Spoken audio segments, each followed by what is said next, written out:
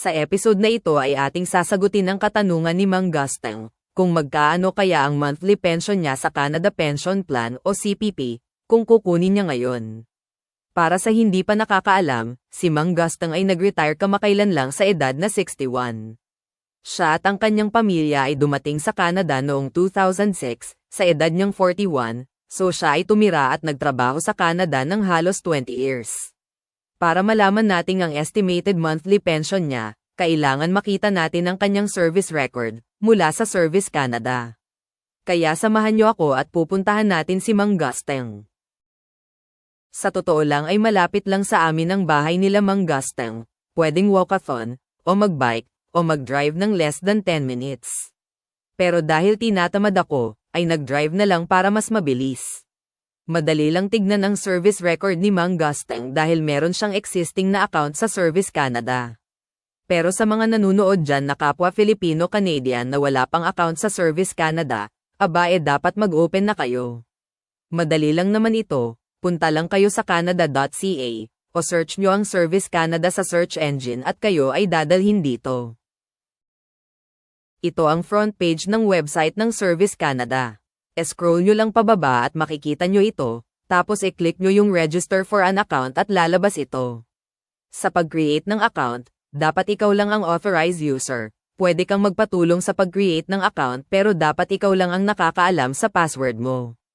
Ngayon, dito sa Getting Started, may tatlong sign-in method dito na pwede mong pagpilian. Una ay ang Interact Sign-in Partner.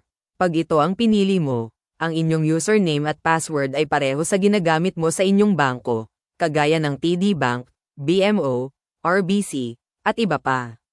Pag ito ang pinili mo, para ka lang nagsa-sign in sa inyong bank account, pag mag-sign in ka sa inyong Service Canada account. Ang pangalawang sign-in method ay GCKey. Dito, kailangan gumawa ka ng sarili mong username at password, pero mas matagal ito dahil kailangan hintayin mo yung personal access code na ipapadala sa iyo by mail ng Service Canada. Ang pangatlong sign-in method ay Provincial Sign-in. Ito ay available lamang sa mga residente ng Alberta at British Columbia, at kung may existing kayong provincial account sa naturang lugar. Okay, balik tayo kay Mang Gusteng. Pina-sign in natin siya sa kanyang account, at ang gamit niya ay Interact Sign-in Partner. Ito ang itsura ng dashboard ng Service Canada website. Sa front page ay makikita lahat ng kanilang services, kaya nag-scroll down lang ako para hanapin ang pakay natin, which is the Canada Pension Plan. At ito nga siya, tapos i-click ito para lalabas yung mga subtopics na gusto mong malaman about CPP. At dahil tungkol sa CPP contributions at benefit estimates ang hinahanap natin, ay hinanap natin yung subtopic about payments, at ito na nga siya. Itong dalawa ang kailangan natin, View My Contributions, at saka View My Benefit Estimates. By the way, habang ginagawa ko ito ay nasa tabi ko si Mang Gusteng, at may pahintulot siya para gawin ko ito. Excited na ba kayo na makita ang service record ni Mang Gusteng? Well, ako din. Unahin natin itong View My Contribution. At ito na nga ang unang page ng service record ni Mang Gusteng. At kita nyo dito na 2007 ang first year na may contribution siya sa CPP, kaya totoo yung sinabi niya na 2006 sila dumating dito sa Canada. Kita nyo dito na nagumpisa din siya sa maliit na sweldo, ito ay makikita sa base portion ng kanyang pensionable earnings. Pero magkaiba po ang pensionable earnings at annual gross income, may mga income o benefits kasi na hindi counted as pensionable earnings, like a portion of your bonuses at profit shares. By the way, ang contribution rate ng CPP ay 9.9%. 4.95% ay galing sa employer, and another 4.95% ay galing sa sahod ng employee, at ito ay base sa inyong minimum at maximum pensionable earnings. Dito sa pangalawang page ng service record ni Mang Gusteng, ay makikita natin yung enhanced or additional na contribution sa CPP na nag-start noong 2019.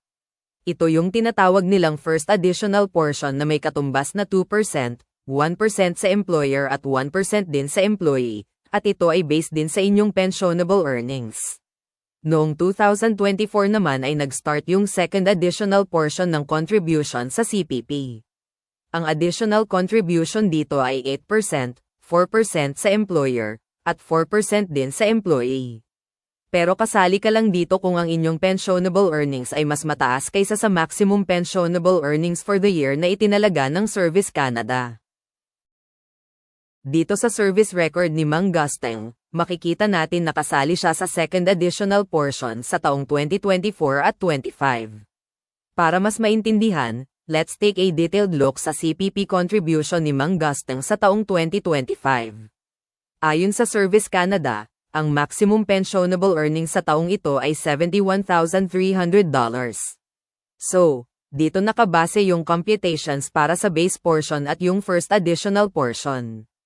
Pero kung titignan mo ang T4 ni Mang Gusteng, ang kanyang CPP pensionable earnings ay $81,200. So mas malaki siya ng $9,900 compared sa $71,300 na maximum pensionable earnings for 2025. Itong $9,900 na ito ang basis ng computation para sa second additional portion which is 4% each para sa employer at employee. So, in total, ang CPP contribution ni Mang Gusteng sa taong 2025 ay higit $4,430 at ito ay automatic na naibawa sa kanyang gross income na higit $87,857 ayon sa kanyang T4. Pansin nyo din dito sa kanyang T4 na magkaiba ang gross income at pensionable earnings. Ito yung sinasabi ko nung una na may mga uri ng income na hindi qualified as pensionable earnings. Ngayon alam natin na 19 years na nag-contribute si Mang Gusteng sa Canada Pension Plan mula 2007 hanggang 2025. Alam din natin kung magkaano ang nai-contribute niya kada taon. So, with this information, magkaano kaya ang CPP pension niya kada buwan kung mag-apply siya ngayon? Well, ito ang estimate ng Service Canada. Kung mag-start siya next month, ang kanyang CPP pension ay halos $505 per month. Pero kung gusto niyang i-delay at kukunin niya sa normal retirement age na 65, ito ay magiging $686, at kung hindi pa naman niya kailangan at gusto niyang i-delay hanggang age 70, ito ay magiging $974 kada buwan. So, the longer you delay it, the better. Kahit isang buwan mo lang siyang i-delay ay merong corresponding increase sa inyong CPP. Pero dapat din natin malaman na ang CPP pension ay isang taxable income. Kaya kung may full-time ka pang trabaho, mag-isip-isip ka muna bago kunin ang inyong CPP dahil siguradong tataas ang babayaran mong tax. Ayon naman kay Mang Gusteng, ay hindi pa niya kukunin ang kanyang CPP sa taong ito, kaya malaki ang tsansa na tatas pa ito. Good decision Mang Gusteng, at salamat sa pagpayag mo na ipakita ang inyong service record para mapag-aralan natin. Enjoy your early retirement habang ikaw ay malakas pa.